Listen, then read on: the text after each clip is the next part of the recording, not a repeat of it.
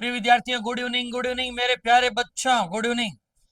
आज हम लेने वाले हैं बेसिक स्ट्रेंथ, सारे सामर्थ्य। कल हमने एसिडिक स्ट्रेंथ की बात की थी, उसके पहले रिएक्टिविटी की बात की, उनके साथ ही एच बॉन्डिंग और सॉल्युबिलिटी, विलेयता, हाइड्रोजन बंध और उनके सभी क्वेश्चनों को डिस्कस किया था। आज हम प्योरली शुद्ध रूप से ले रहे हैं बेसिक स्ट्रेंथ, क्षारीय सामर्थ्य। तो सीधी सी बात, इसमें पॉइंट क्या है? इतने सारे बेस की डेफिनेशन है, इनमें कौन से बेस की डेफिनेशन है और उसकी डेफिनेशन क्या है? तो यहाँ पे बेस लेंगे लुइस बेस। कौन सा लेंगे? लुइस शार। तो लुइस शार की डेफिनेशन क्या? पहली चीज। फिर इसकी स्ट्रेंथ क्या होती है, क्या चीज होगी तब इस बेस की स्ट्रेंथ बढ़ेगी, क्या चीज होगी बेस की स्ट्रेंथ घटेगी। तो उस रीजन को जानेंगे, डेफिनेशन को जानेंगे, और देन इसके क्वेश्चन अपन लेंगे। और कुछ क्वेश्चन ये थोड़ी सी चीजें बता के, जो भी आपके सीट के अंदर जो क्वेश्चन दिए गए जितने भी, वो सारे के सारे मैं क्वेश्चन बेसिक स्ट्रेंथ वाले सॉल्व कराऊंगा। ओके मेरे प्यारे बच्चों, मैं शुरू करूं? है, आप सभी लोग रजिस्टर, कॉपी, पेन, किताब सब लिए बैठे रहो, है ना? जो बताऊं वो करो। आप बताए, अभी जो आईआईटी का जो पेपर हुआ था, है, मेंस का, उसमें जो मैंने एसिड स्ट्रेंथ का क्वेश्चन कराया, वो एज इट इज है, आप दे सकते हो, देख सकते हो। हम तो बोर्ड के हिसाब से करा रहा हूँ। और आपको पता है, यही आईआईटी मेंस के अंदर जो पेपर हुआ, उसमें सवाल देख लेना, जो मैंने पढ़ा है वो को वो आया। सीरी सर ऐसे ही दावा नहीं करते मेरे प्यारे बच्चों। आपको क्या लगता है, जो ये मैं पढ़ा रहा हूँ ना, ये हम जो मेहनत करे, इससे सवाल दे रहे हैं ना, इनको बोर्ड में एग्जाम में आना पड़ेगा। हम आपको ये सत्य बता रहे हैं। ये मत सोचना एग्जाम होने के बाद फिर तो कुछ भी नहीं है ना? समय जाने के बाद क्या होना है, इसलिए हम पहले कह रहे हैं, और इतना समय भी नहीं ले रहे हैं, और साथ साथ में आपको एग्जाम तक सिलेबस को भी कवर कर रहे हैं। ओके मेरे प्यारे बच्चों, हम बेसिक स्ट्रेंथ और बेस इनके बारे में जानते हैं। तो देखिए,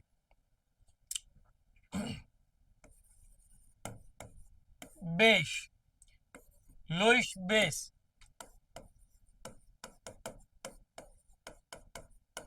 लोइश शार। लुईस कॉन्सेप्ट जो है वो इलेक्ट्रॉन पेयर पे डिपेंड है। Electron pair donor and electron pair acceptor, electron युग्म दाता और इलेक्ट्रॉन युग्म ग्राही, है ना?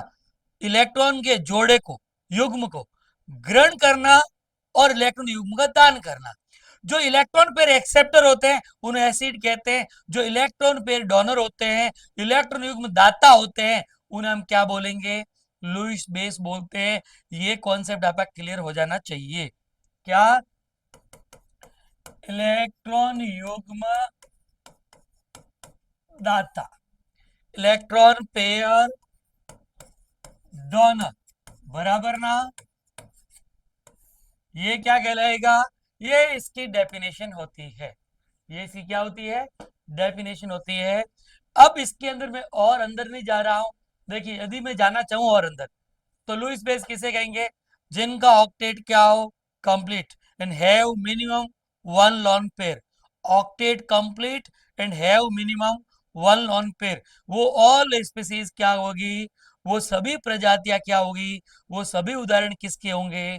लुईस बेस के, लुईस शार के, जिनका अष्टक पूर्ण और कम से कम एक एकाकी इलेक्ट्रॉन युग्म, जिनको हम लॉन पेयर एलपी बोलते हैं, ये जिनके पास भी है, वे सब के सब मेरे प्यारे बच्चों लुईस शार है। ये मैं डेफिनेशन बोल दी, कंडीशन आपको बता दी। अब बात यह है, हमारे ऑर्गेनिक के अंदर यहाँ पे कौन से जो है जिनके बारे में चर्चा हो रखी है, ये मोटी मोटी मैं चर्चा करूं, तो आपके बेस वाली बातें सारी की सारी मेरे प्यारे बच्चों कहाँ पे हुई हुई है? एमाइन वाले चैप्टर में। किस में हुई है? एमाइन। यानी एमाइन का जो सेंट्रल एटम है, वो है मेरे प्यारे बच्चों नाइट्रोजन। आपको पता है, नाइट्रोजन के वैलेंस सेल में 5 इलेक्ट्रॉन होते हैं, 5। और 5 में से इन 3 की शेयरिंग हुई है 6, और 2 इसके पास पेयर के रूप में रहते हैं। क्लियर ना? यानी इसका ऑक्टेट क्या है? कंप्लीट। क्या है? अष्टक पूर्ण। ये पहली शर्त। और इसके पास क्या है? Lone pair. ओके मेरे प्यारे बच्चों, अब ये इस लोन पेयर को डोनेट कर सकता है। ये नाइट्रोजन इसका बॉन्ड, इसका कंपाउंड के अंदर इस तरह से बॉन्ड जब ये फुलफिल हो जाएंगे तो ऑक्टेट कंप्लीट होगा और इसके पास ये लोन पेयर होगा। ये लोन पेयर किसी को ये डोनेट करेगा। तो इसका ये लोन पेयर डोनेट करने का जो नेचर है, इसी को हम क्या बोलेंगे? Lewis base, Lewis sharp. ये बात यहां तक सभी को समझ में आ गई, बराबर ना? तो अब बात आई है अगली, स्ट्रेंथ, सामर्थ्य। किससे बात जुड़ी हुई है? सामर्थ्य से बात जुड़ी है। तो मेरे प्यारे बच्चों, लुईस बेस के अंदर, लुईस स्ट्रेंथ बेस की जो स्ट्रेंथ है, सामर्थ्य का यहां सीधा अर्थ ये है, हम उस टेंडेंसी पे चले जाए, इलेक्ट्रॉन पेयर डोनेट करने की नेचर, इलेक्ट्रॉन युग्म को दान करने की प्रवृत्ति को हम लुईस क्या बेस बोलते हैं? शार्प बोलते हैं। अब ये इलेक्ट्रॉन पेयर यदि इजीली दे रहा है, यदि ये आसानी से दे रहा है, आप ये ध्यान कर लेना, इलेक्ट्रॉन पेयर को यदि कोई स्पीसीज इजीली दे रही है, इलेक्ट्रॉन युग्म को कोई आसानी से दान कर रहा है, इट मींस वो क्या हो गया? स्ट्रॉन्ग। और जो आसानी से नहीं दे रहा है वो वीक हुआ। कॉन्सेप्ट इतना ही है, स्ट्रॉन्ग और वीक का, स्ट्रेंथ का। स्ट्रेंथ का यह सीधा संबंध है, इलेक्ट्रॉन पेयर को इजीली देना इट मींस स्ट्रॉन्ग, और जो इजीली नहीं दे रहा है वो वीक है। आई बात समझ में? आसानी से इलेक्ट्रॉन युग्म देने वाला प्रबल और नहीं देने वाला दुर्बल। मैंने इस बात को 4 बार 5 बार रिपीट कर दिया है कि स्ट्रेंथ का मतलब क्या है। अब प्यारे बच्चों, हम खुद ही एक दिमाग लगाएं, कौन सी स्पीसीज या कौन सा एटम या उसी किस कंडीशन में वो इलेक्ट्रॉन पेयर को इजीली देगा? भाई कोई इजीली कब देगा? जब उसके पास इलेक्ट्रॉन डेंसिटी ज्यादा होगी, जब इलेक्ट्रॉन घनत्व बढ़ेगा, जब इलेक्ट्रॉन पहले से ज्यादा है तो ज्यादा वाला क्या देगा? आसानी से।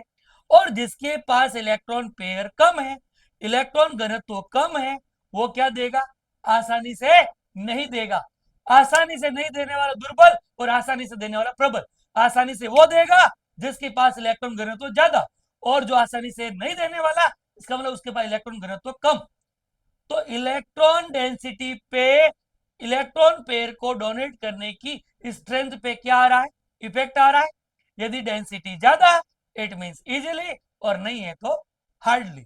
ये बात आपको समझ में आ गई? तो पहली बात थी कौन इजीली देगा और कौन नहीं देगा। तो भाई जिसके पास ज्यादा है वो इजीली, और जिसके पास नहीं है वो हार्डली देगा।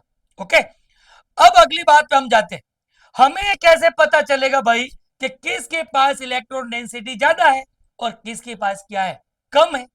तो इलेक्ट्रॉन डेंसिटी कम या ज्यादा जानने के लिए मैं यहाँ पे कुछ एग्जाम्पल और इसके अंदर जो रीजन है वहां पे जा रहा हूं। यहां तक बात क्लियर हो गई?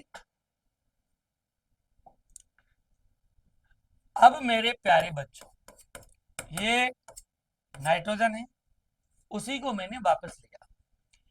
अब इन वैलेंसी पे कोई न कोई ग्रुप अटैच्ड होंगे कि नहीं होंगे? इन पे क्या जुड़े होंगे? यहाँ पे ग्रुप, कोई न कोई क्या जुड़े होंगे?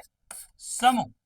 क्या जुड़े होंगे भैया? इन समूहों की दो नेचर होती है, या तो ये क्या होंगे?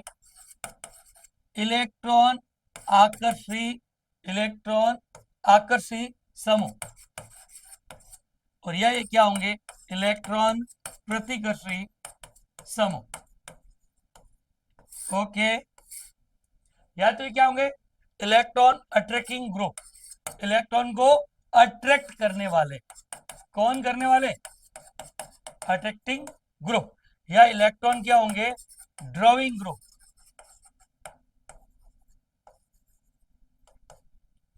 या तो इलेक्ट्रॉन को क्या करेंगे? अट्रैक्ट करेंगे, या इलेक्ट्रॉन क्या करेंगे? है ना, ड्रॉइंग करेंगे, या इलेक्ट्रॉन रिपेल करेंगे। दो नेचर होती है। या तो इलेक्ट्रॉन को आकर्षित करने की बात होगी, या इलेक्ट्रॉन को प्रतिकर्षित बात होगी। ये कौन से ग्रुप की बात हो रही है? जो इस नाइट्रोजन से यहाँ पे क्या होंगे? जुड़े होंगे। ये बात सबको समझ में आ रही नहीं आ रही? पक्का पक्का ना? अब आप देखिए, ये जुड़े हुए ग्रुप यदि नाइट्रोजन को इलेक्ट्रॉन दे रहे हैं, ये जुड़े हुए ग्रुप यदि क्या है? इलेक्ट्रॉन रिपेलिंग वाले हैं, इलेक्ट्रॉन प्रतिकर्षी वाले हैं, यानी इलेक्ट्रॉन जो है नाइट्रोजन की साइड क्या कर रहे हैं, दे रहे हैं। तो मैं आपसे पूछना चाह रहा हूं कि नाइट्रोजन के पास इलेक्ट्रॉन डेंसिटी बढ़ेगी या घटेगी, ये आप सोच लीजिए। जब नाइट्रोजन से जुड़े ग्रुप नाइट्रोजन को इलेक्ट्रॉन दे रहे हैं तो बट नेचुरल नाइट्रोजन के पास इलेक्ट्रॉन डेंसिटी बढ़ेगी, और जब इलेक्ट्रॉन डेंसिटी नाइट्रोजन के पास बढ़ेगी तो पहले की कंपेयर में नाइट्रोजन की इलेक्ट्रॉन डोनेट करने की नेचर क्या होगी, बढ़ेगी, यानी वो इजीली डोनेट करेगा, यानी वो बेस क्या होगा, स्ट्रांग होगा। तो बेसिक स्ट्रेंथ यहाँ पे किस पे डिपेंड कर रही है, और जब नाइट्रोजन को इलेक्ट्रॉन दे रहे हैं ऐसे ग्रुपों को इस साइन में हम क्या करेंगे, प्लस आई इफेक्ट, क्या बोलते हैं, प्लस आई इफेक्ट। और यही मैं ये वाला स्ट्रक्चर आपके सामने बनाऊं, है ना, जिसमें नाइट्रोजन से इलेक्ट्रॉन अपनी साइड ड्रॉ किए जा रहे हैं। इट मीन इस केस में क्या होगा, इस केस में नाइट्रोजन के पास इलेक्ट्रॉन डेंसिटी क्या होगी, डिक्रीज होगी। जब इलेक्ट्रॉन यदि नाइट्रोजन के पास कम है तो इनकी रिलीज करने की, डोनेट करने की टेंडेंसी पे क्या आएगा, इफेक्ट आएगा, और वो टेंडेंसी क्या होगी, डिक्रीज होगी, वो प्रवृत्ति घटेगी पक्का, और वो बेस क्या होंगे, वीक होंगे, बराबर ना, ये बात समझ में आ गई। तो ऐसे ग्रुपों जो जुड़े हुए होंगे जो इसे इलेक्ट्रॉन ड्रॉ कर रहे हैं, ये इट मींस कौन से होंगे, माइनस आई इफेक्ट वाले। तो आपको समझ में आ गया इजीली कब और कब इजीली नहीं, तो वो हो गया इलेक्ट्रॉन डेंसिटी पे। फिर आगे भाई हमें कैसे पता चले इलेक्ट्रॉन डेंसिटी कम या ज्यादा, तो यहाँ ये साफ हो गया, जब ऐसे ग्रुप जुड़े हुए हैं तो ज्यादा होगी, और ऐसे ग्रुप जुड़े हुए हैं तो कम होगी। यानी यहाँ पे आप क्या लिख सकते हो कि जो बेसिक स्ट्रेंथ है, बेसिक वो डायरेक्टली प्रोपोर्शनल हुई प्लस आई इफेक्ट, और इनवर्सली प्रोपोर्शनल हुई माइनस आई इफेक्ट। ये इक्वेशन बन रही है नहीं बन रही है, यहाँ तक मेरे ख्याल से ये कॉन्सेप्ट बेस वाला सबको समझ में आया होगा, ऐसा मैं मान के चल रहा हूं। ओके प्यारे बच्चों, अब हम आगे चलते हैं। एग्जाम्पल ही ले रहा हूं मैं एक सिंपल सा एग्जाम्पल में, क्या देखिए, एक में ले रहा हूं अमोनिया, एक में ले रहा हूं मिथाइलेमिन, एक में ले रहा हूं डाइमिथाइलेमिन, और एक में ले रहा हूं ट्राइमिथाइलेमिन, यानी ये 3 डिग्री एमाइन है, बराबर, ये 2 डिग्री एमाइन है, और ये 1 डिग्री एमाइन है, और ये अमोनिया है, बराबर, है ना, बात समझ में आ गई। यानी ये 4 कंपाउंड आपके सामने रखे हैं, और आप पता है इनमें नाइट्रोजन जुड़ा कौन, हाइड्रोजन, इसका आई इफेक्ट क्या होता है, 0, ना प्लस या माइनस। दूसरे इनसे जुड़े हुए कौन है, CH3, प्यारे बच्चों इसका क्या होता है, प्लस आई इफेक्ट। यदि हम इस तरह से इनके अंदर चर्चा करेंगे, और मैं इनमें से इस नाइट्रोजन को ऐसे रख देता हूं, तो मैं यदि यहाँ पे H की बात करता हूं तो नाइट्रोजन के पास इस केस में ना तो इलेक्ट्रॉन डेंसिटी बढ़ी है, ना इलेक्ट्रॉन की डेंसिटी घटी है, बराबर, क्योंकि हाइड्रोजन में कोई रोल नहीं। इसके अगले केस में देखते हैं कि यहाँ पे क्या जुड़ा हुआ है, मिथाइल, तो बट नेचुरल प्लस इफेक्ट है, यहाँ पे नाइट्रोजन की पास या इलेक्ट्रॉन डेंसिटी क्या हुई, इसकी कंपेयर अमोनिया कंपेयर में बढ़ी, बराबर। इसी तरह की बात 2 डिग्री माइन में कर रहे हैं, तो इससे ज्यादा इलेक्ट्रॉन डेंसिटी इसमें होगी, क्योंकि यहाँ पे रिपेलिंग ग्रुप कितने हो गए, 2 हो गए। और यदि मैं टर्सरी अमाइन की बात करता हूं, तृतीयक अमीन की बात करता हूं, तो तीनों मिथाइल नाइट्रोजन की साइड इलेक्ट्रॉन को इस नाइट्रोजन की साइड क्या कर रहे हैं, भेज रहे, रिपेल कर रहे। तो इस केस के अंदर सर्वाधिक इसके पास डेंसिटी हो। ये बात इन एग्जाम्पल को देख के इतनी बात आपको समझ में आ गई, सभी को आई या नहीं आई, पक्का। अब यहाँ पे मैं जो अगली बात बोल रहा हूं वो ध्यान रहे। पहली बात तो मैंने बोली कि इन सभी एग्जाम्पल को रख के मैंने बताया क्या कि भाई प्लस इफेक्ट की वजह से नाइट्रोजन के पास इलेक्ट्रॉन डेंसिटी की वैल्यू क्या क्या रही, कहां कम है कहां ज्यादा है, क्या रीजन है, ये बता दिया। तो आपको समझ में आ गया भाई इससे ज्यादा या इससे ज्यादा या इससे ज्यादा या क्या, इलेक्ट्रॉन डेंसिटी। अभी बेसिक स्ट्रेंथ नहीं बोला, अब हमारा कंसेप्ट था बेसिक स्ट्रेंथ का कि भाई जिसके पास इलेक्ट्रॉन ज्यादा है वो इजीली देगा, पर ये बात जरूरी नहीं है, जिसके पास इलेक्ट्रॉन ज्यादा है वो ही इजीली देगा, ये बात तो ठीक है, पर कुछ ऐसे केस होते हैं जिसमें इलेक्ट्रॉन डेंसिटी तो ज्यादा है पर वो इजीली दे नहीं रहे, वहां कोई न कोई क्या होती है, हिंड्रेंस होती है, क्या होती है, बाधा होती है। और ऐसे हिंड्रेंस को बोलते हैं स्टेरिक हिंड्रेंस, और ये त्रिविम बाधा। और वो त्रिविम बाधा क्या है, जैसे देखिए मैं ये टर्सरी एमाइन को आपके सामने रख रहा हूं,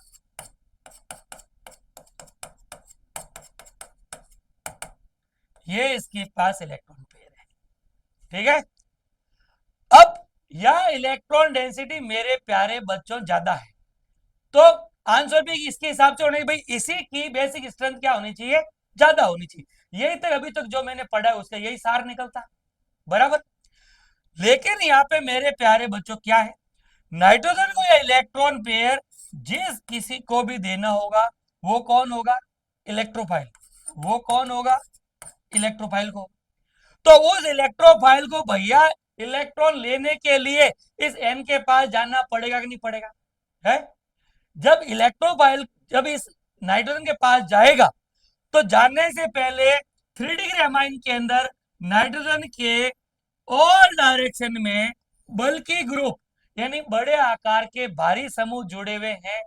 ये समूह नाइट्रोजन के पास इलेक्ट्रोफाइल को अपने पास आने नहीं देंगे, ये अपनी साइज की वजह से उसको क्या करेंगे, रिपेल करेंगे। क्या करेंगे, और ये रिपेल प्रिय विद्यार्थियों एक्स वाई जेड तीनों एक्सिस से हो रही है, तीनों विमाओं से हो रही है। जब ऐसी हिंड्रेंस, ऐसी बाधा तीनों विमाओं से होती है तो हम उसे बोलते हैं त्रिविम बाधा। क्या बोलते हैं, त्रिविम बाधा।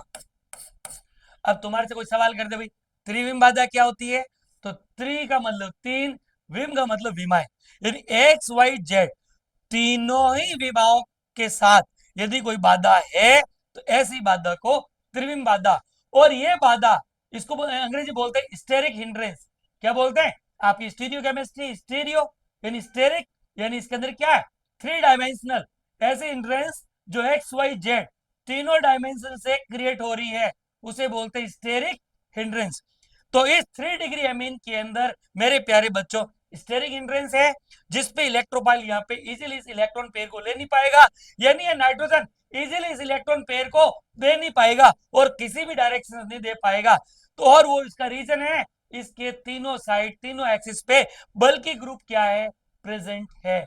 और ऐसे हिंड्रेंस को त्रिविम बाधा बोलते हैं, स्टेरिक हिंड्रेंस बोलते हैं।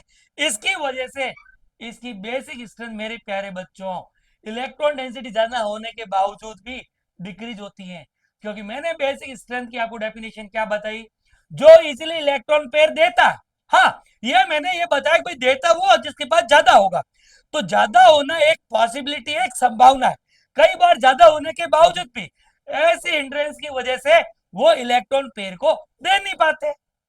बात क्लियर होगी, पक्का पक्का, राइट ना। तो अब इनका ऑर्डर क्या होगा, तो देखिए इसके अंदर जो 3 डिग्री है इस हिंड्रेंस की वजह से उसका नंबर पीछे आ जाता है। तो इसमें देखिए सबसे कम बेसिक स्ट्रेंथ होगी अमोनिया में, इससे ज्यादा होगी मेरे प्यारे बच्चों 3 डिग्री एम आई। मैं इसको होल थ्राइस एन लिख देता हूं, ठीक है। फिर इससे ज्यादा 1 डिग्री, और 1 डिग्री से ज्यादा 2 डिग्री। तो ये हाईएस्ट बेसिक स्ट्रेंथ किसमें हुई, 2 डिग्री में, बराबर ना। ये होना चाहिए नंबर 1 पे, लेकिन इस हिंड्रेंस की वजह से ये नंबर 1 की जगह सबसे लास्ट में आ गया। बात समझ में आ गई, in primary secondary tertiary amine में लास्ट में आ गया, अमोनिया उससे लास्ट में आ गई। यहां तक बात सभी को समझ मेरे प्यारे बच्चों है, पक्का पक्का ना। अब मैं अगला क्वेश्चन लो, ओके। ये अमोनिया, ये आपके इथाइल अमाइन, ये डाइथाइल अमाइन, और ये ट्राइथाइल अमाइन। देखिए उस एग्जाम्पल और इस एग्जाम्पल में क्या डिफरेंस है ये आपको देखने वाली बात है, ओके प्यारे बच्चों। तो प्यारे बच्चों उस एग्जाम्पल और इस एग्जाम्पल फर्क ये है, वहां मैंने क्या लगाया केवल मिथाइल एन से। यहां मैंने क्या लगाया है, इथाइल, है ना। इन दोनों में ये फर्क है। अब ये फर्क जो है प्यारे बच्चों, ये साइज का फर्क है। किसका फर्क है? अब इस साइज के फर्क होने से देखिए, ये जो स्टेरिक हिंड्रेंस है, तो इनका जो ऑर्डर है, ये तो आपको इलेक्ट्रॉन डेंसिटी समझ में आ गई भाई कि यह केवल हाइड्रोजन है, यह मिथाइल है, इससे ज्यादा इलेक्ट्रॉन डेंसिटी यहाँ है, इससे भी ज्यादा इसके पास हो गई, और इन सबसे ज्यादा तो इलेक्ट्रॉन डेंसिटी, इलेक्ट्रॉन का घनत्व, इलेक्ट्रॉन की नाइट्रोजन के पास उपलब्धता, अवेलेबिलिटी ऑन नाइट्रोजन एटम, तो वो तो ऑर्डर ही हुआ। लेकिन बेसिक स्ट्रेंथ में लफड़ा क्या है, जो इजीली डोनेट करता है, जो सरलता से इलेक्ट्रॉन युग्म देता है। तो यह सरलता में अपनी स्टेरिक हिंड्रेंस बीच में आती है। तो पहले वाला एग्जाम्पल और इसमें मिथाइल और इथेल का डिफरेंस है। तो इनमें ऑर्डर क्या हो जाएगा, देखिए ये जो 3 डिग्री एमीन है प्यारे बच्चों, इसमें इथाइल होने की वजह से, साइज बढ़ने से, ये स्टेरिक हिंड्रेंस इतनी बढ़ती है कि जो ये अमोनिया से पहले आ रहा था वो अब उसके बाद में आएगा। तो ऑर्डर क्या हो जाएगा, C2H5 होल थ्राइस N। इसकी बेसिक स्ट्रेंथ अमोनिया से भी घट जाती है ड्यू टू स्टेरिक हिंड्रेंस। बस इसके बाद तो वही आंसर है। फिर इसके बाद में आपका द्वितीयक एमीन हो गया, सेकेंडरी एमाइन। ओके, ये आपका इस क्वेश्चन का आंसर हो गया। यानी इसके अंदर जैसे जैसे मेरे प्यारे बच्चों एल्काइल ग्रुप की साइज बढ़ेगी, वैसे वैसे इसके अंदर ऑर्डर चेंज होगा। अब मैं यहाँ पे इथाइल की जगह यदि मैं आइसोप्रोपाइल ले रहा हूँ, क्या बोल रहा हूँ, फिर अगली बार मैं टर्सरी ब्यूटाइल ले रहा हूँ, तो देखो और चेंज होगा। तो मैं अगले का भी बता देता हूँ, और ये सेम क्वेश्चन अभी आपके वहां आने वाले हैं, और वहां मुझे केवल टिक करना रहेगा। देखिए, जब मैं आइसोप्रोपाइल लेता हूं,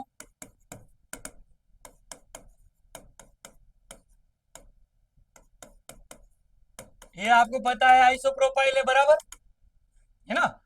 अब ऐसे आइसोप्रोपाइल भी जब मैं 2 लूंगा तो ये बनेगा, जब मैं 3 लूंगा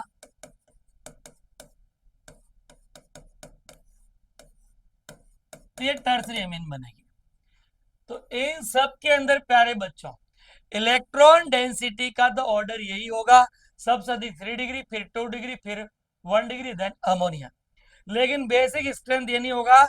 मैंने बताया जैसे जैसे एल्काइल ग्रुप की साइज बढ़ेगी, वैसे वैसे हिंड्रेंस की वैल्यू बढ़ेगी, बाधा बढ़ेगी, पक्का है ना। तो यहाँ पे क्या हो जाएगा, देखिए 3 डिग्री तो यहाँ आएगा ही आएगा, और इसके साथ 2 डिग्री भी इधर आ जाएगा।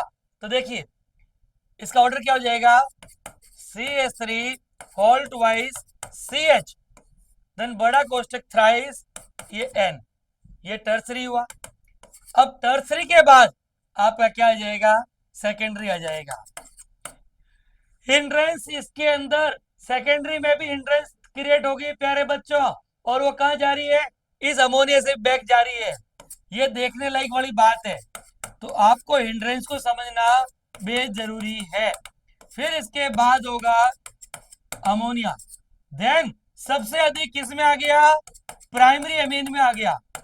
तो आपको ये ध्यान रहे, एल्काइल ग्रुप की साइज जैसे जैसे बढ़ेगी, वैसे वैसे हिंड्रेंस बढ़ेगी, त्रिविम बाधा बढ़ेगी। और त्रिविम बाधा बढ़ना, त्रिविम बाधा किसके लिए है, इलेक्ट्रॉन युग्म को आसानी से नहीं देने के लिए है। जब इलेक्ट्रॉन युग्म आसानी से नहीं देगा तो शारीरिक सामर्थ्य घटेगा, बेसिक स्ट्रेंथ डिक्रीज होगी।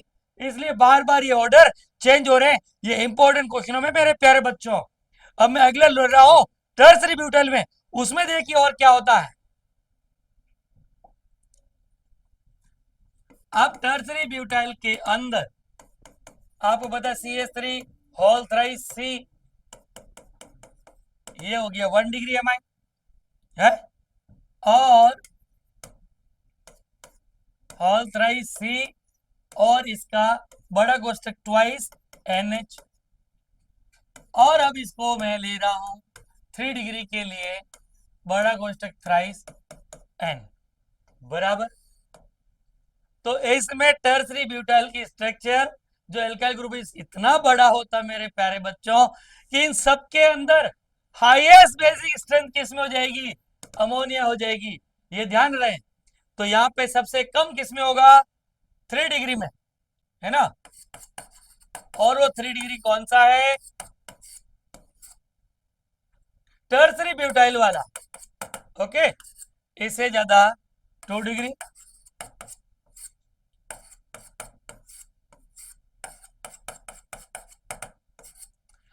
और इससे ज्यादा अब आ रहा है यहाँ पे 1 डिग्री। ओके,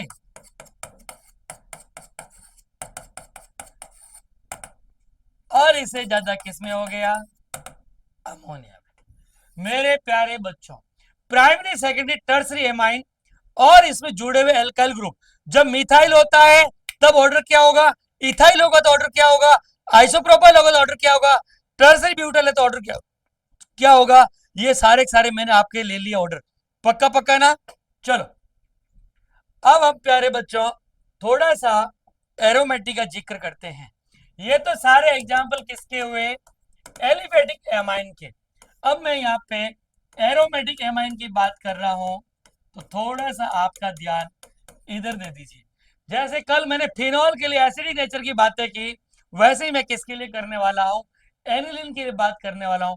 बात देखिए समझ में, प्यारे बच्चों ये बेस क्यों है, क्योंकि इस पेड़ को ये डोनेट करता है, ऑक्टेट कंप्लीट है, इसलिए क्या होता है, बेस होता है। अब जब ये NH2 ग्रुप बेंजीन रिंग से कांटेक्ट में होता है तो आपको पता है यहाँ पे रेजोनेंसी कंडीशन इंप्लीमेंट होती है, और इलेक्ट्रॉन पेयर किसको देगा मेरे प्यारे बच्चों, रिंग को। और रिंग के अंदर ये रेजोनेंस साइकिल में शिफ्टिंग के अंदर सेट हो गया।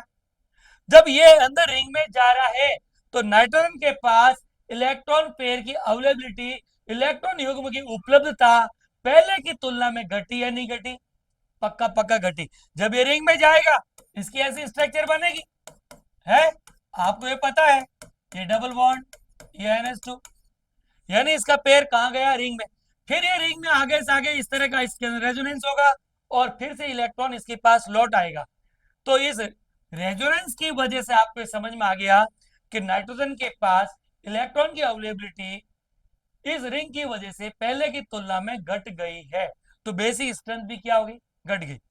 तो आपको सिंपल सी बात है, जितने भी जो एलिफेटिक एमाइन है ना, उनकी बेसिक स्ट्रेंथ एरोमेटिक से क्या हो गई, ज्यादा हो गई। जिसका साफ रीजन आप क्या लिख दोगे कि इसका रेजोनेंस में भाग लेना है, अनुनाद में भाग लेने की वजह से, इस इलेक्ट्रॉन युग्म का रेजोनेंस में भाग लेने की वजह से नाइट्रोजन के पास इलेक्ट्रॉन की उपलब्धता पहले की तुलना में घट जाती है, इसलिए सारे सामर्थ्य कम हो गया।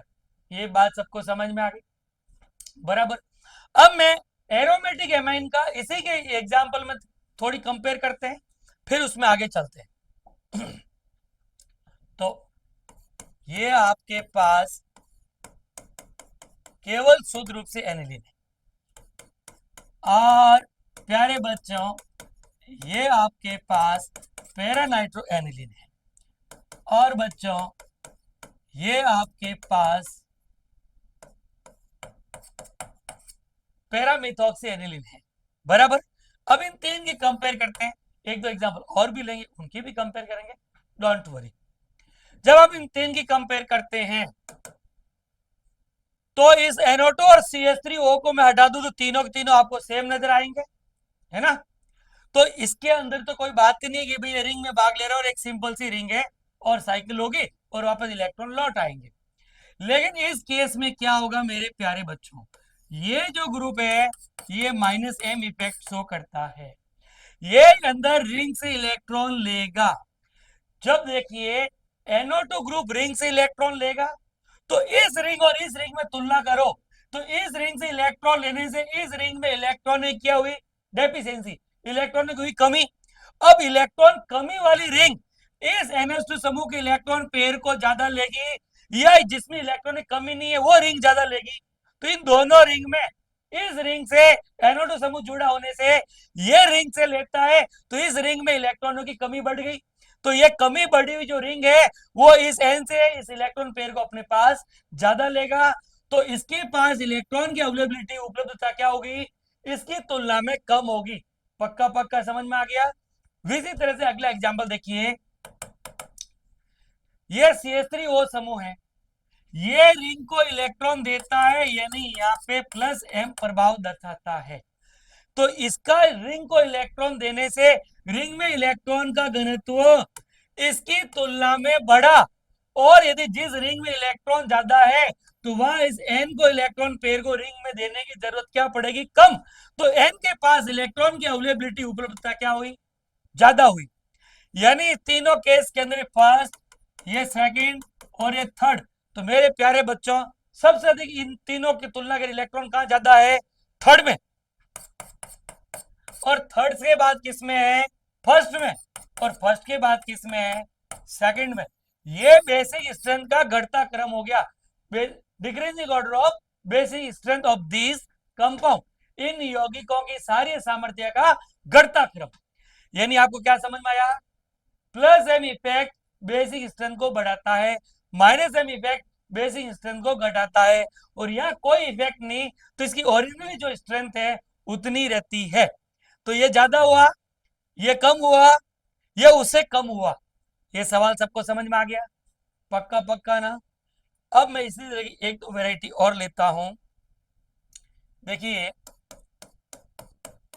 ये आपके सामने एमाइन है, ये भी आपके सामने एमाइन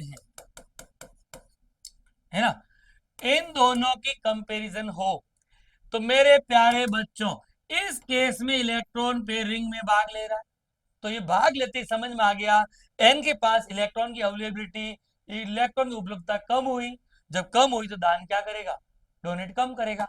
यहाँ इस केस के अंदर ये बीच में एलिफेटिक पार्ट आने से ये इस रिंग में भाग नहीं लेगा, इसमें रेजोनेंस की बात इस पर लागू नहीं हो रही है। तो इन दोनों में इसके पास इलेक्ट्रॉन अवेलेबिलिटी ज्यादा होगी, तो इसमें बेसिक स्ट्रेंथ क्या होगी, ज्यादा होगी। ये बात समझ में आ ही रहे सभी को कि भाई इसमें एलिफेटिक पार्ट का बीच में जुड़े होने से इस एन का इसमें इलेक्ट्रॉन भाग नहीं लेता है रेजोनेंस में, और यहाँ लेता है। तो लेता दिया उपलब्धता कम अवेलेबिलिटी, और यहाँ अवेलेबिलिटी ज्यादा। बात समझ में आ गई, पक्का। अब मेरे प्यारे बच्चों नाइट्रोजन जितने भी बेस है, नाइट्रोजन एटम से बने जितने भी बेस है, उन बेस, क्यों वो बेस है ये तो मैंने ये रीजन भी बताया, डेफिनेशन बताई। कब, जब नाइट्रोजन के पास इलेक्ट्रॉन ज्यादा है तो इजिली डोनेट करेगा, ये एक पॉसिबिलिटी है। भाई ज्यादा होगा तो ज्यादा देगा, भाई ज्यादा वही तो देगा जिस पास ज्यादा है। लेकिन कुछ केस में इलेक्ट्रॉन तो ज्यादा है लेकिन वो स्टेरिक हिंड्रेंस की वजह से इजिली देते नहीं है, इसलिए वो क्या हो गए, वीक बेस। ये आपको समझने की बात थी। अब हम सीट के क्वेश्चन पे चलते हैं और उनको एक एक करके देखते हैं मेरे प्यारे बच्चों, राइट। तो देखिए हम पहले क्वेश्चन पे चलते हैं।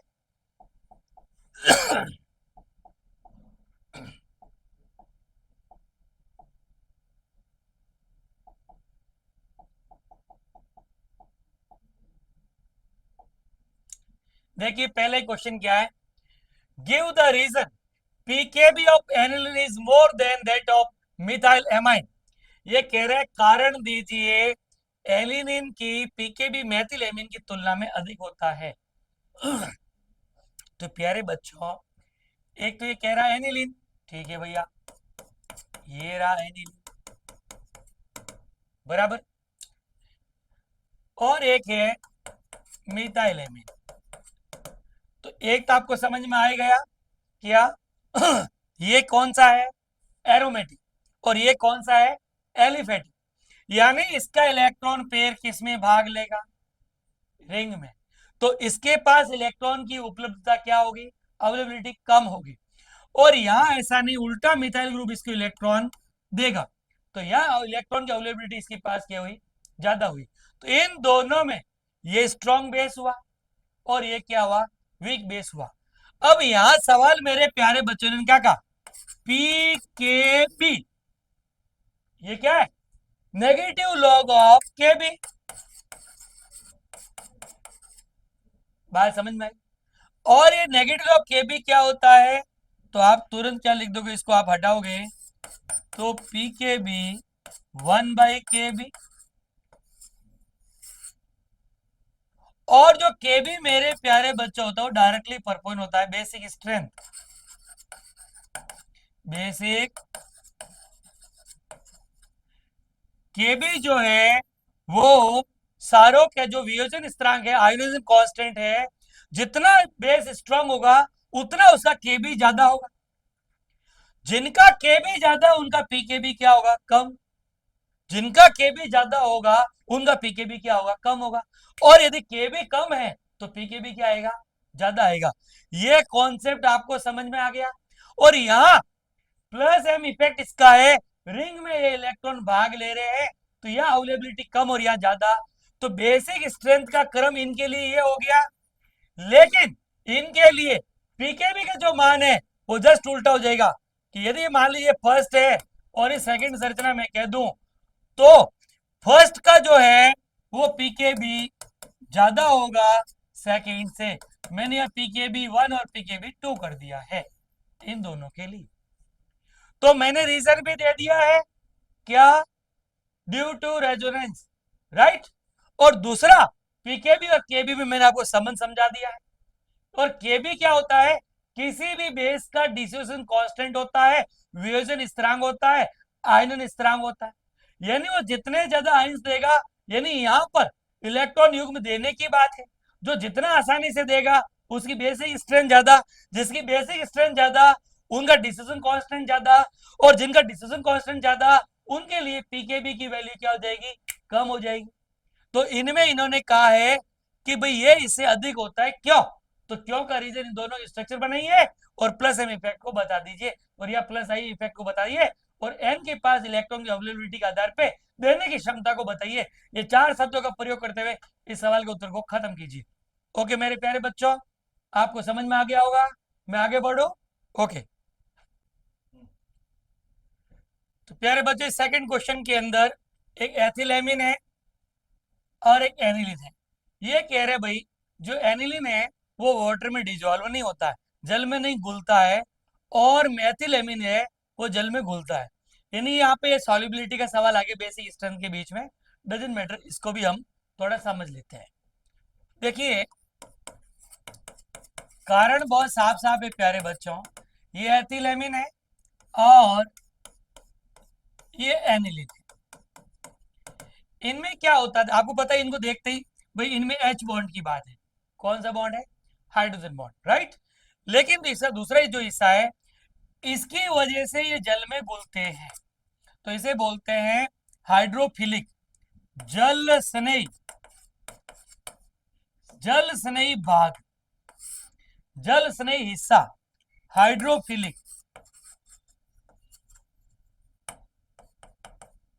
हाइड्रोफिलिक पार्ट, बराबर। और ये वाला होता है हाइड्रोफोबिक पार्ट,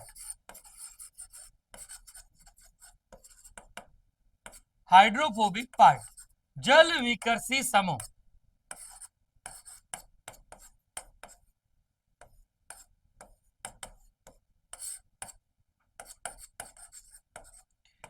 तो इन दो पार्ट से साफ हो गया कि भाई ऐसा है जब ये घुलता तो ये वाला घुलने का विरोध करता है और ये घुलने के लिए जिम्मेदार है। जब ये डोमिनेंट होता है और इसका आकार छोटा होता है, इतना विरोध कर नहीं पाता है और उसको आसानी से घोल देता है। तो इथाइल एमाइन घुल जाता है क्योंकि जो हाइड्रोफोबिक पार्ट है, जल विकर्षी भाग है, इसका आकार छोटा होता है और यहाँ पे हाइड्रोजन बॉन्ड बनके ये जल में घुल जाता है। जबकि इसका उल्टा इस एनिलिन में क्या है, देखिए ये वाला पार्ट जो है हाइड्रोफोबिक पार्ट है प्यारे बच्चों। हाइड्रोफोबिक जो पार्ट है, जल विकर्षी जो समूह है, ये बहुत बड़ा है। तो ये बहुत बड़ा है तो इसका जल में घुलने का बहुत विरोध होगा। जब इसका बहुत विरोध होगा तो ये एनिलिन उस जल में घुल नहीं पाएगा। ये टेक्निकल आंसर है, ये बीच में क्वेश्चन आ गया तो मैंने आपको उत्तर बता दिया। क्या उत्तर बताया, एनिलिन के अंदर जल विकर्षी समूह, जो पूरी जो बेंजीन रिंग है इसमें बहुत सारे कार्बन है और ये बड़ा इसका हिस्सा होता है, बड़ा भाग होता है और ये जल विकर्षी है। इसलिए ये जल में घुलने से इसको रोकता है, हिंड्रेंस क्रिएट करता है, इसलिए घुलता नहीं है। और यहाँ इतना बड़ा पार्ट नहीं है, इसलिए ये घुल जाता है। ओके मेरे प्यारे बच्चों, इसका आंसर समझ में आ गया। अगले क्वेश्चन पे चले।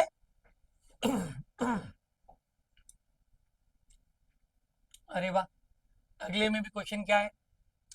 Methyl amine in water react with ferric chloride to precipitate hydrated ferric oxide. Okay, Maithil amine ferric chloride के साथ जल में अभिक्रिया करने पर जल योजित फेरिक हाइड्रोक्साइड का अवक्षेप देता है। यानी क्वेश्चन वाई वाले हैं, भाई क्या होता है, ऐसा ये क्यों देता है?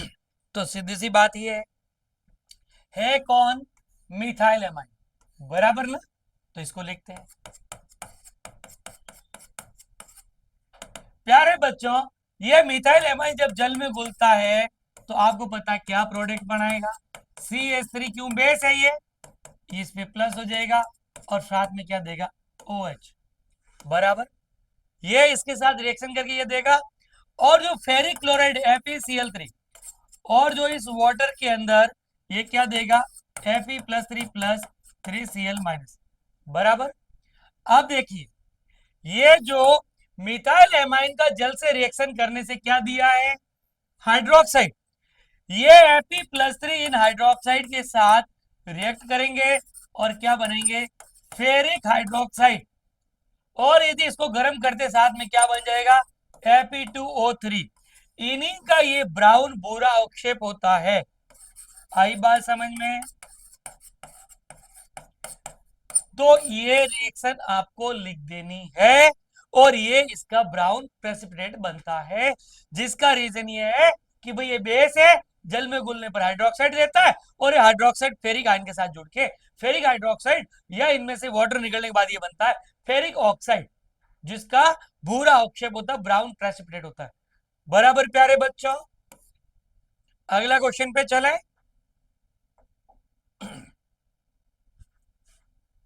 ये भी गजब का क्वेश्चन है भाई। एनिलीन फ्रीडल-क्राफ्ट रिएक्शन नहीं देता है, why? Aniline does not undergoes Friedel-Crafts reaction.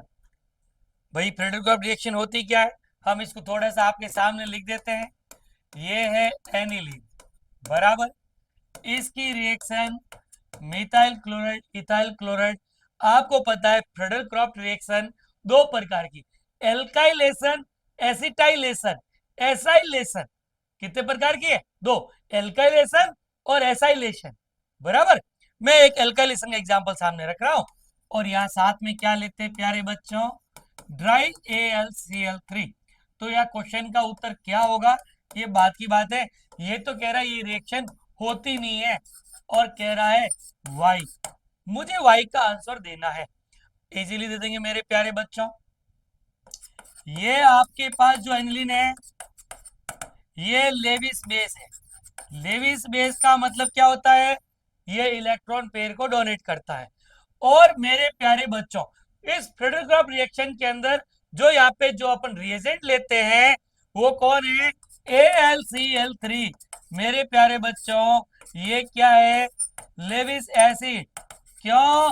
क्योंकि एल्यूमिनियम का जो ऑक्टेट है वो इनकम्प्लीट है, इसके वैलेंस शेल में 6 इलेक्ट्रॉन है। तो ये और ये आपस में रिएक्ट करके ये एक क्या करेंगे? एडिक्ट प्रोडक्ट दे देंगे, एक संयोजक यौगिक बना देंगे कोऑर्डिनेट बॉन्ड के साथ। जैसे ये इन्होंने दे दिया AlCl3 के साथ, ये एक संयोजी उत्पाद बना देता है। तो इन दोनों की रिएक्शन होने की वजह से ये फ्रीडल-क्राफ्ट रिएक्शन नहीं देता है। ये सभी को आंसर समझ में आ जाए।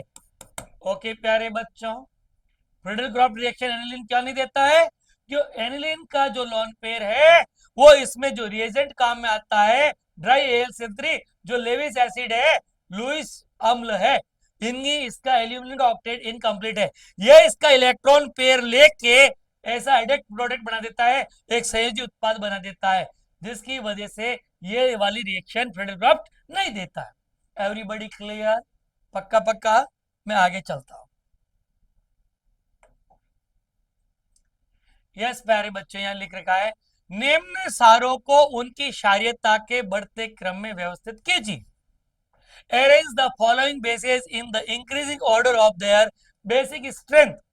तो बेसिक स्ट्रेंथ के लिए दिमाग में क्या आएगा? एलिफेटिक का ज्यादा, एरोमेटिक कम। फिर एलिफेटिक भी समझ में आ गया, स्टेरिक हिंड्रेंस, और एरोमेटिक भी समझ में आया हुआ, स्टेरिक हिंड्रेंस। और इधर समझ में आया plus I effect minus I, और इधर आया plus M minus M plus I और माइनस आई। ऐसे ऐसे इलेक्ट्रॉन डेंसिटी जानना है और वही देखना। तो पूरी चीजों में रिपीट की, देखिए यहाँ पे क्या क्या है। अमोनिया है, इथाइलेमिन है, डाइमिथाइलेमिन है और एनिलीन है। तो प्यारे बच्चों, सबसे पहली बात ये होगी कि ये क्या है? एरोमेटिक। तो इसका नंबर क्या हो गया? सबसे पीछे, क्योंकि इसका इलेक्ट्रॉन पेयर रेजोनेंस में भाग लेगा। इससे ज्यादा मेरे प्यारे बच्चों किसका होगा? अमोनिया का। ये है 1 डिग्री और ये है 2 डिग्री। तो आपको समझ में, दो मिथाइल है, इसके पास इलेक्ट्रॉन डेंसिटी क्या होगी? ज्यादा। तो यहाँ पे ऑर्डर क्या हो जाएगा? C2H5NH2, और इससे ज्यादा डाई मिथाइल एमाइन 2 डिग्री का। ये इसका ऑर्डर हो गया। सबको समझ में आ गया? Okay, yes. नेक्स्ट है अमोनिया, डाइथाइलेमाइन, इथाइलेमाइन और ट्राइथाइलेमाइन। मैं ये क्वेश्चन देखो, ये क्वेश्चन मैं आपको करवा चुका हूं अभी, आपको उसके अंदर, है ना। फिर से इसका उत्तर लिखने में आप क्या कर दोगे? 3 डिग्री जो एमाइन है ना, इसको आप बैक ले आना सबसे यहाँ लास्ट में, है ना। तो इसका उत्तर क्या हो जाएगा? C2H5 होल थ्राइस N, फिर अमोनिया, फिर इससे ज्यादा इथाइलेमाइन, देन फिर हो जाएगा 2 degree C2H5 whole twice NH। Okay, ये करवा रखा, पूरा एक्सप्लेन कर रखा है ना। या स्टेरिक हिंड्रेंस की वजह से ये बैक आ जाता है, ये ध्यान रहे। अगला हम चलते हैं, ये वाला भी मैं आपको अभी करवा चुका हूं, आइसोप्रोपाइल वाला। आप देख लीजिए, आइसोप्रोपाइल में क्या बताया, वो एचईटी इसके अंदर ऑर्डर आ जाएगा, है ना। ये आइसोप्रोपाइल वाला स्टेरिक हिंड्रेंस वाला एज इट इज इसका ऑर्डर आ जाएगा। बात समझे कि नहीं समझे सभी बच्चे? और देखो, ये नीचे वाला भी क्या है? टर्सरी ब्यूटाइल वाला है। तो आपको बताया था कि सबसे ज्यादा इसमें टर्सरी ब्यूटाइल होने की वजह से इसमें अमोनियम हो जाता है सबसे अधिक बेसिक स्ट्रेंथ। इन दोनों सवालों का जवाब अभी थोड़ी देर मैंने पहले क्लियर करवाया है, एज इट इज रिपीट हुआ है। ओके,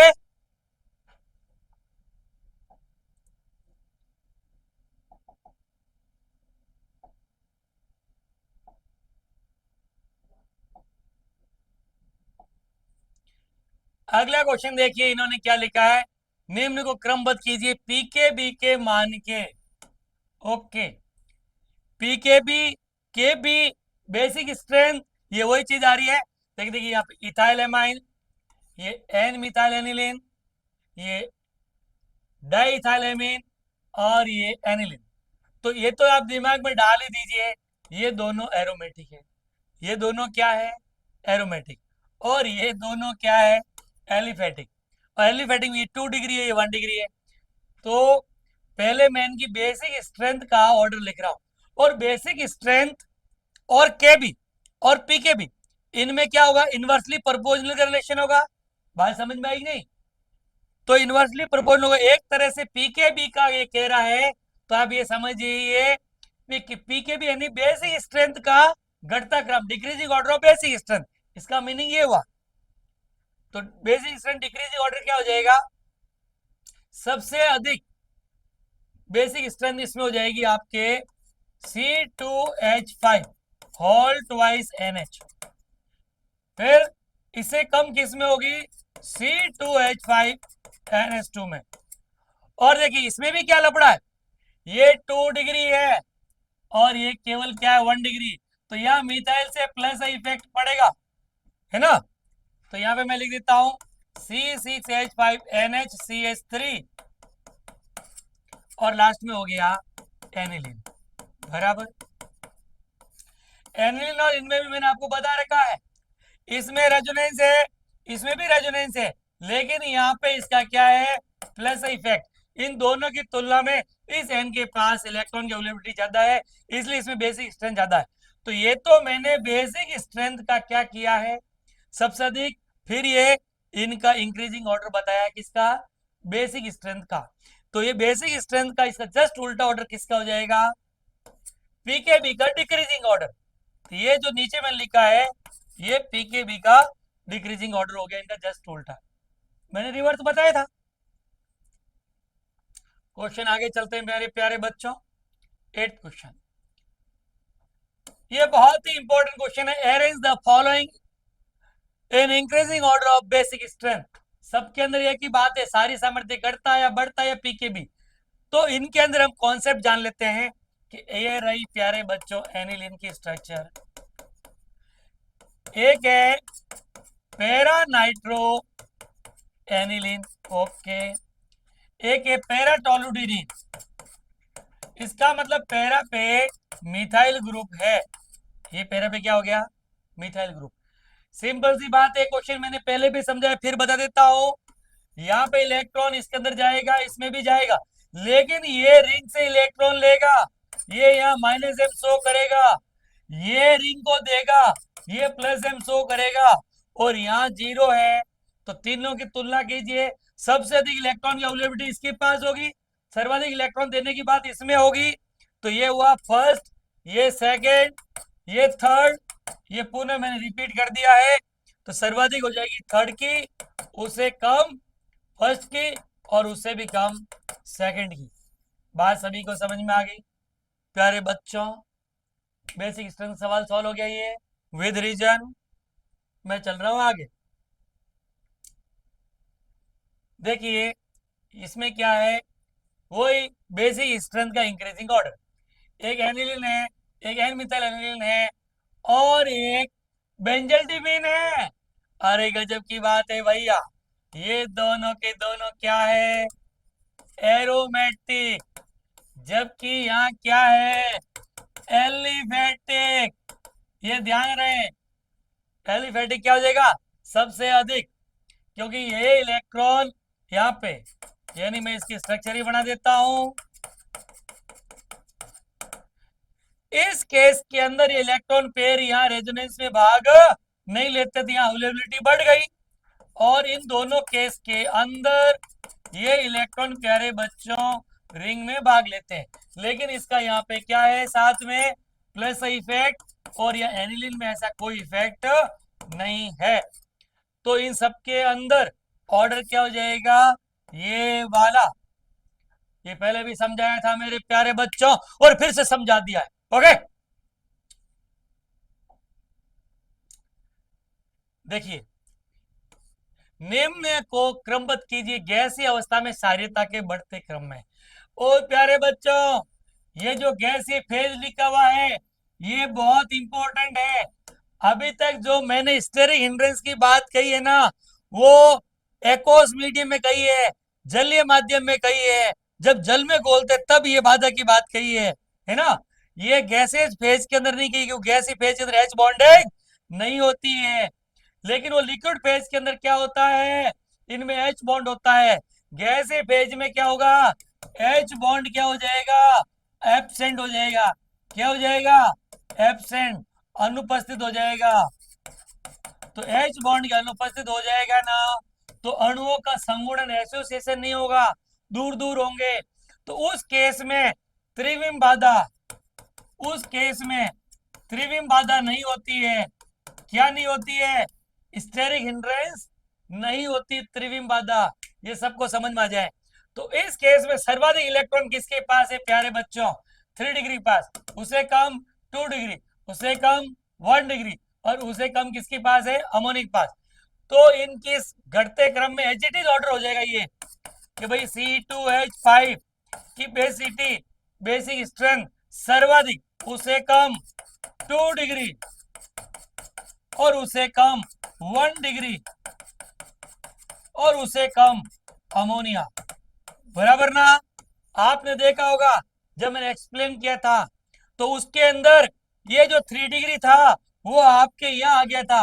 वो कब, लिक्विड स्टेट के अंदर, क्योंकि उसमें क्या थी, स्टेरिक हिंड्रेंस।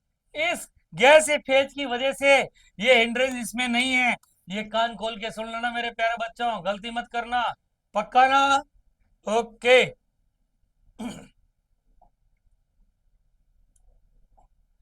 तो इसी के साथ प्यारे बच्चों, मैंने बेसिक स्ट्रेंथ के जितने भी क्वेश्चन आपको दिए हैं, ये सारे के सारे मैंने सॉल्व भी करवाए हैं।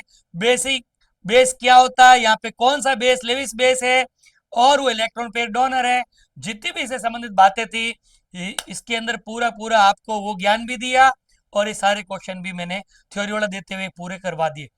मेरे प्यारे बच्चों, अगली क्लास आपको रेजोनेंस को लेके और वो आ रही है ना, और उसकी प्रैक्टिस शीट भी आपको आज मिलने वाली, नीचे लिंक पे आप ओपन कर लेना। और मेरे सहयोगी जितने भी जो केमिस्ट्री के सर है, उनकी क्लास कल आपकी आने वाली प्रारंभ है, इसलिए आप आगे के टॉपिक, मेरे जितने भी जो प्यारे शास्त्री है, जो मेरी तरह ही ऊर्जावान होके आपको उन सभी चीजों के बारे में बताने वाले, जो बोर्ड में एग्जाम में आने वाले हैं, इसलिए आप तैयार रहिएगा। और बायो की क्लास भी मेरे मोदी सर ने ली है, पीसी सर ने ली है, धीरे सर ले रहे हैं, और आने वाले सर के अंदर हमारे छाजड़ सर भी आ रहे हैं, और जितने भी दूसरे फैकल्टी आने वाली है, और आपको अच्छे से अच्छा बोर्ड का मैटर देने वाली है, पूरा काम कराने वाले। मेरे प्यारे बच्चों, हम किसी तरह का चार्ज नहीं लेके, इस निस्वार्थ भाव से आपके साथ एक काम कर रहे हैं, और इस बोर्ड की तैयारी के अंदर आपके मानसिक संतुलन को बनाए रखने के लिए हम ही आपकी सहयोग कर रहे हैं। तो मेरे प्यारे बच्चों, थोड़े थोड़े सब्सक्राइब कर दो। जो नए बच्चे हैं ना, वो हमारे अभी जितने भी मेरे अभी क्लास से पहले लिए हैं, सीक्वेंस में हमारे आईएमए की वे उस साइड पे जाके आप सारे इन वीडियो को आप देख सकते हो। अधिक से अधिक हमारे इसको सब्सक्राइब करो चैनल को, है ना प्यारे बच्चों। और चैनल पे सब चीजें अवेलेबिलिटी है, पहले से जितने रिकॉर्डेड है वो सारे मैटर पढ़ा है, आने वाला भी मिलता रहेगा, सबकी प्रैक्टिस सीटें मिलती रहेगी। आप अपने रजिस्टर के अंदर जितनी सीटें हैं, इनको आप निकाल निकाल के अपने रजिस्टर में लगा के रखना, और मैं आपसे वादा करता हूं कि सारे सवाल आपके एग्जाम में आने वाले हैं। ओके। और आज की क्लास हमने जितना बताना था इसको बता दिया। आगे रेजोनेंस के, रिएक्शन मैकेनिज्म के, नेम्ड रिएक्शन के जो भी टॉपिक मैंने सीक्वेंस लिखाए थे, ऑर्गेनिक के, वो सारे सारे कल मेरे जो साथी लोग हैं, मुकेश सर आने वाले हैं, उसके बाद जीआर सर आने वाले हैं, ये सारे सर आके इन पूरे कामों को कराने वाले हैं। ओके मेरे प्यारे बच्चों, गुड नाइट, बाय, शुभ रात्रि, लव यू ऑल।